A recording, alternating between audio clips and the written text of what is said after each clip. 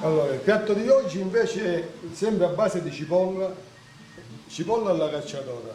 E allora, gli ingredienti sono cipolla, olive verdi, carote, capperi, sedano, rosmarino e menta. Andiamo a preparare il piatto. Prendiamo la nostra cipolla, la tagliamo grossolanamente,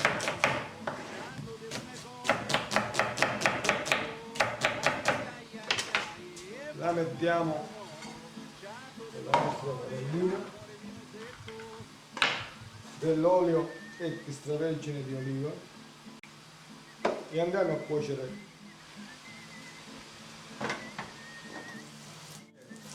Non appena la cipolla incomincia ad appassire, incominciamo a mettere gli altri ingredienti.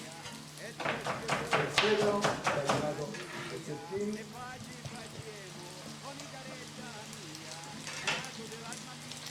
i nostri capperi,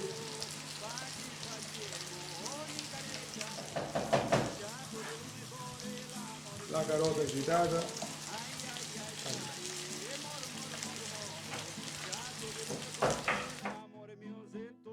le nostre olive. Aggiungiamo tutto, qualche fogliolina di rosmarino,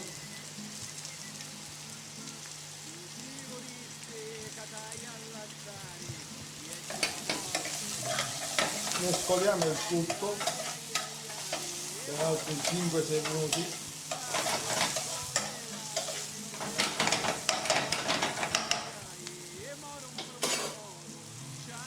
Alla fine aggiungiamo qualche fogliolina di menta,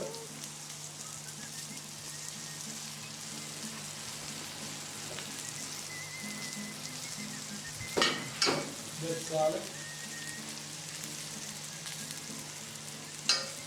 e un po' di aceto.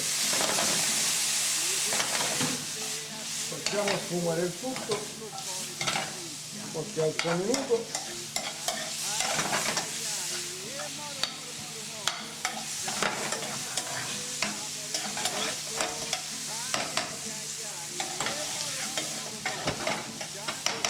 Un piatto molto profumato,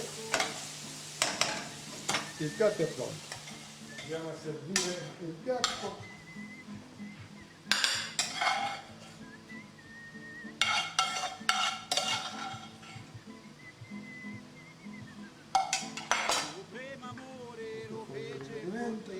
Un po' di pepe nero.